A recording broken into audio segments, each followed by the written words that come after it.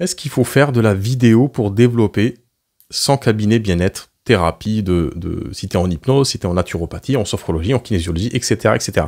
Alors, beaucoup de personnes ne jurent que par la vidéo. Ils vont te dire, il faut que tu fasses de la vidéo pour être visible, etc. C'est le meilleur moyen aujourd'hui pour se montrer, etc. Bon, on va un peu défraîchir cette question-là. Est-ce que la question, elle est importante? Est-ce que c'est la vidéo qui est importante? Ou est-ce qu'il y a quelque chose d'autre qui est important? Tu sais que quand tu veux développer ton activité, avoir plus de clients, de consultants, c'est-à-dire remplir ton agenda, tu as besoin, tu as en fait des choses à faire.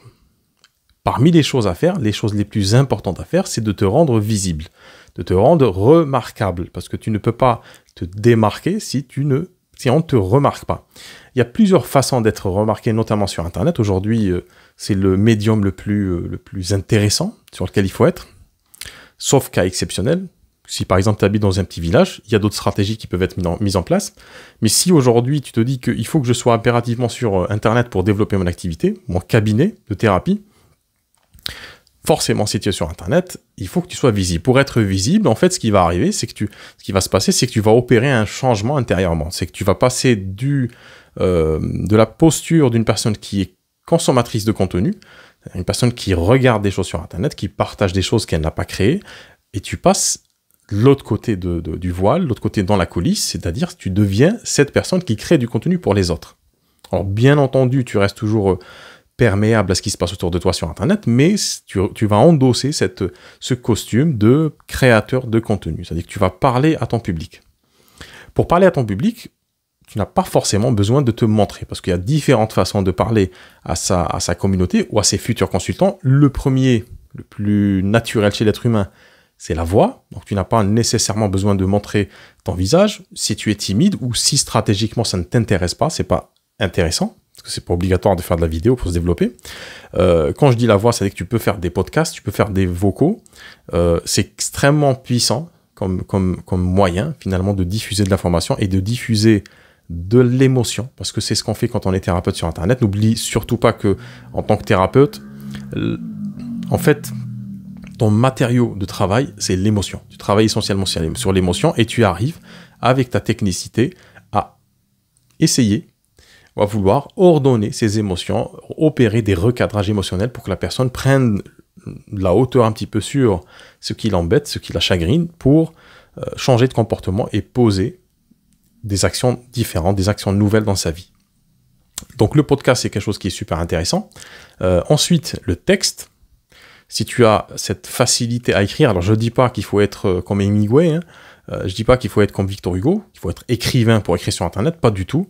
Il y a des usages qui sont bons à connaître quand on écrit sur Internet, quand on écrit dans un blog, quand on diffuse du texte sur des posts dans les réseaux sociaux.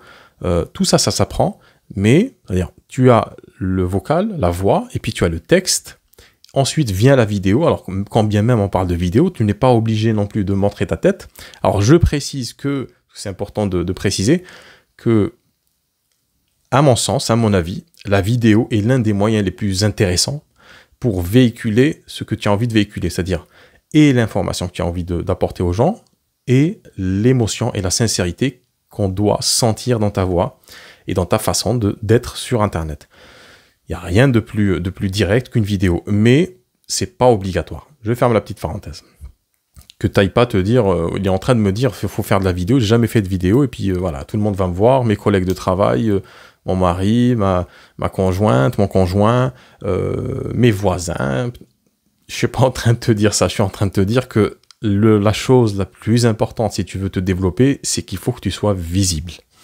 Après, libre à toi de choisir ton mode de visibilité, de quelle manière tu vas être visible, mais le plus important, c'est que tu sois visible, de poser cette visibilité. D'ailleurs, si tu as envie de parler de cette visibilité-là, j'ai créé un espace de discussion et de diffusion dans lequel je diffuse l'essentiel de mes pensées, de mes partages, de mes stratégies, de mes études de cas, dans un canal Telegram.